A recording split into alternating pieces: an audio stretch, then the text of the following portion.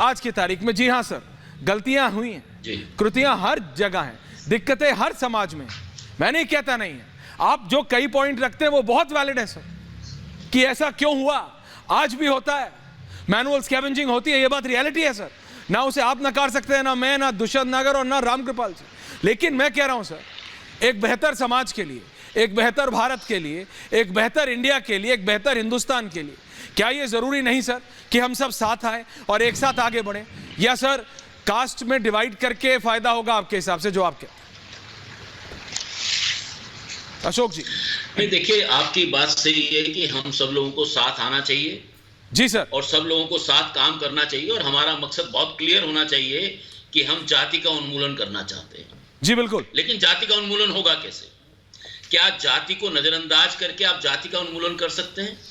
क्या आप इस देश में जो हजारों जातियां हैं, उनमें जो 4, 5, 10 जातियों को छोड़कर बाकी जातियां अगर पिछड़ी रहेंगी आर्थिक तौर पर, सामाजिक तौर पर, राजनीतिक तौर पर, सांस्कृतिक तौर पर, तो क्या जाति तोड़ पाएंगे? जाति को तो किसी भी समस्या को हल करने का पहला कदम है उस समस्या को स्वीकार करना।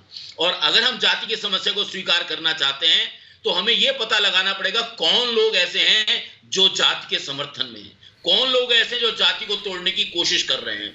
अब मुझे बताइए कि 70 साल हो गए, आपने सही कहा कि करीब 60 साल पहले या 70 साल पहले हमारे देश के यशस्वी प्रधानमंत्री, जो अपने आप को पिछड़ी जाति का कहते हैं, ओबीसी जाति का कहते हैं, वो आए।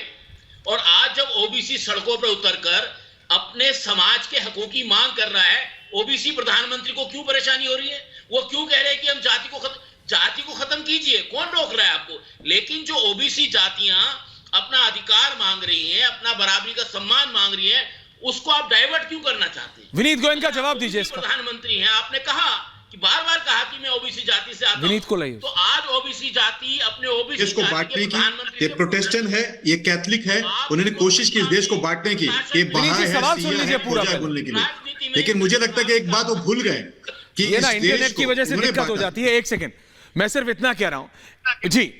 अशोक भारती जी ये कह रहे हैं, विनीत गोयनका जी, कि बीजेपी ने तो कहा कि हम ओबीसी के लिए ये कर रहे हैं, बीजेपी तो विश्वकर्मा की योजना लाई, बीजेपी तो लाई, तो अब फिर क्यों कह रही है बीजेपी? वो आपके ऊपर सवाल उठा रहा है। विनीत जी, विनीत जी का ऑडियो तो जी। विनीत जी बोलिए। हाँ, मुझे लगता है कि ना आज समाज को सोचना पड़ेगा कि कांग्रेस एक तरफ खुद को जो सनातनी के विरोध में खड़ा करने की कोशिश कर रहे हैं, जैसे नीतीश जी कर रहे हैं, उनको उजागर करना पड़ेगा। एक तरफ है मोदी जी, जिन्होंने जब डांस किया तब पूछा नहीं कि तेरा नाम क्या है, सरला की सविता। जब उन्होंने टॉयलेट किया तब नहीं पूछा कि बहन तू कौन सी जाति की, कौन सी धर्म की है।